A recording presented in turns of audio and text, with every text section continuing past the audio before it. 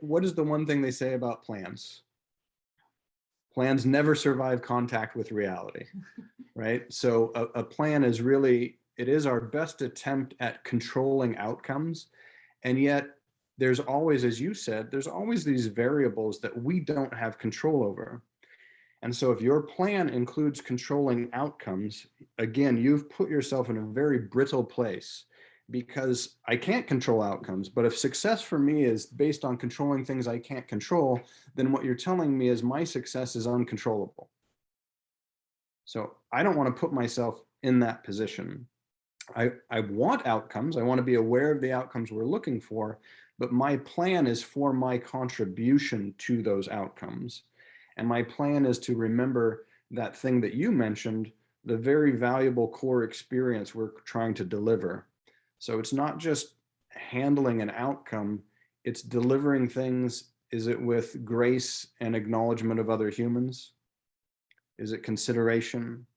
What is it? Because I think some of those qualities are the things that can fall by the wayside when we're focused on a fixed outcome.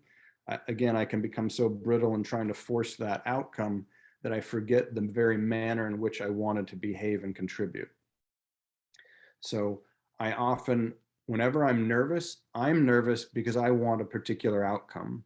And when I feel that nervousness inside myself, I go, wait a minute, why do I have this anxiety? Because I'm trying to control something that's outside of my control. Let's bring it back. I had a little bit of nervousness about this talk because I really wanted you all to like me and I wanted it to go real well. Now I go, wait a minute, how you respond to this is entirely your purview. Me wanting to have control over your response is a whole, talk about a control freak, that's a lot of control. So I need to let all that go and just remember, like, all I'm here for is to deliver the things that I have found most valuable. And if I do a good job expressing what I find most valuable, I've succeeded. What you take out of that process and the outcome of this is something that's outside of my hands.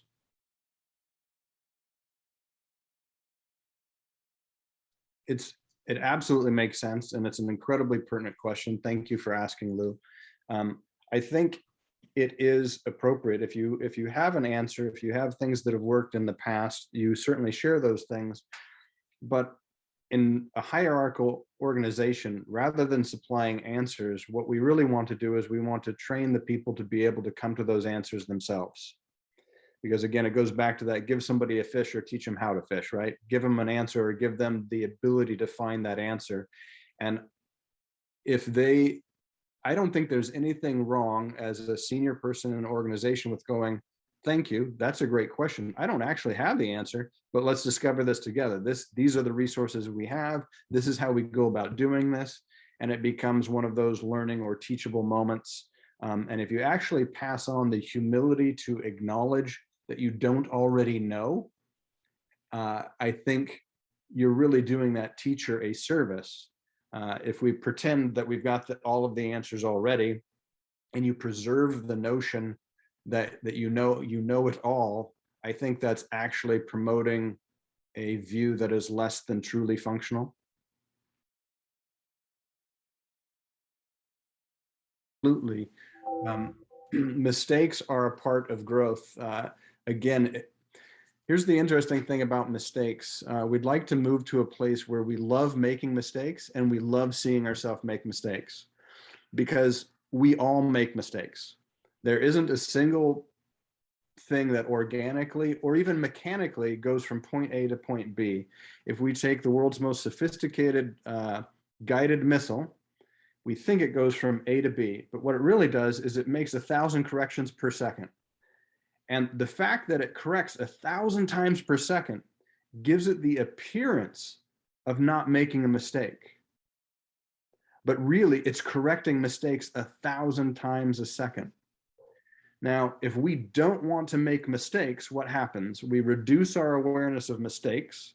And so I end up not noticing I've made a mistake until I'm so far off course that it's undeniable. And then at this point, it's such a huge mistake, I'd probably prefer to blame somebody else or look around or whatever. And then I'm going to swing back. So when we don't like making mistakes, our course is this huge thing here. Whereas if we could get to where we really enjoy catching those mistakes, We still make mistakes, but we just correct them early. And so this one final thing I'd like to leave you with that bridges on all of the questions you asked is there's this fundamental assertion, are we larger than events or are we smaller than events?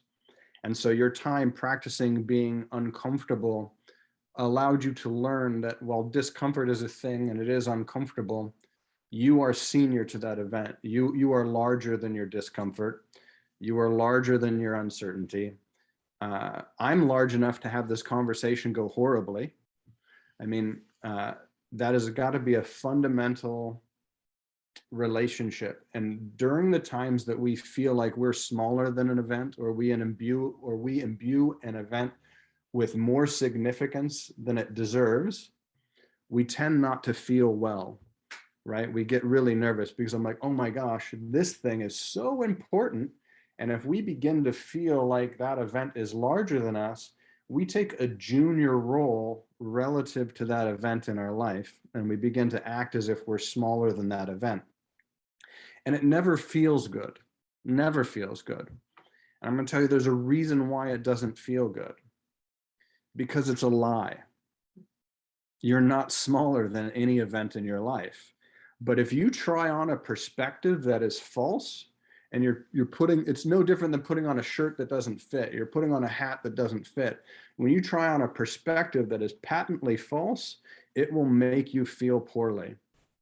So believing that you are not large enough to go through this event or have this discomfort or deal with that uncertainty or feel the question, that perspective will make you feel ill because you're putting on something that doesn't fit.